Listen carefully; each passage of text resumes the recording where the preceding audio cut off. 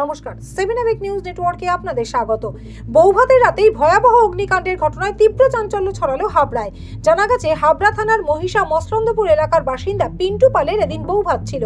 আর বিয়ে বাড়ির ভুঁড়ি ভোজের রান্নার সময় আচমকাই গ্যাস সিলিন্ডার লিক করে আগুন ধরে যায়। পেশায় ফার্নিচার ব্যবসায়ী পিন্টু পালের বাড়িতে থাকা খাট, একাধিক আসবাবপত্র সহ যাবতীয় জিনিসপত্র সম্পূর্ণ ভস্মীভূত হয়ে যায়। ঘন জনবসতিপূর্ণ এলাকায় আগুন ছড়িয়ে পড়ার আশঙ্কায় দ্রুত আগুন নেভানোর কাজে হাত লাগায় স্থানীয় বাসিন্দারাই। খবর দেওয়া হয় দমকল বিভাগ এবং হাবড়া থানায়।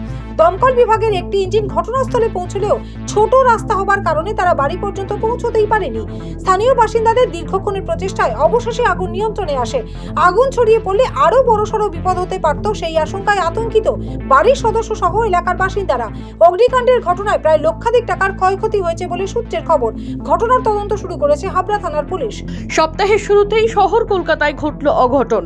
ইডেন গার্ডেন্সের কে ব্লকে গ্যালারি থেকে যুবকের দেহ উদ্ধার। খবর পেয়ে ঘটনাস্থলে পৌঁছায় ময়দান থানার পুলিশ। প্রশাসন সূত্রে খবর, মৃত যুবকের নাম ধনঞ্জয় বারিক, বয়স 21 বছর, ওড়িশার বাসিন্দা।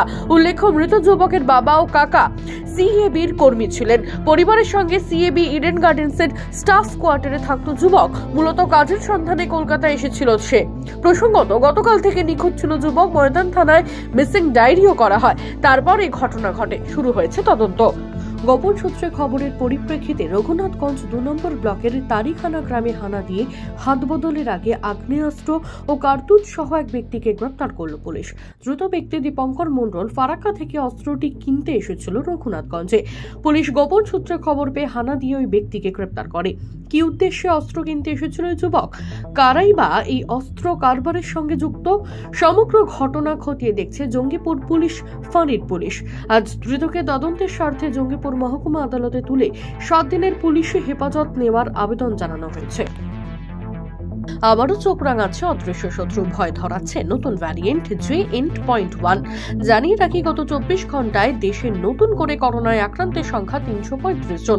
কেন্দ্রীয় স্বাস্থ্য মন্ত্রকের পরিসংখ্যান বলছে, মৃতদের মধ্যে 4 জনই কেরলের বাসিন্দা। উত্তরপ্রদেশ থেকে একটি মৃত্যু নথিভুক্ত হয়েছে।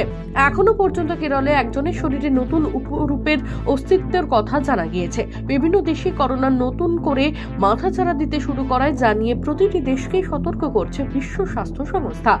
শীতের মরশুমে রোগের দাপট আরো বাড়তে পারে, তাই করোনা বিধি মেনে চলার কথাও বলা হয়েছে। বেআইনিভাবে 10 লক্ষ টাকায় পূর্ণবয়স্ক চিতাবাঘের চামড়া বিক্রি হওয়ার আগে তা বাজেয়াপ্ত করল জেলা বন দপ্তর।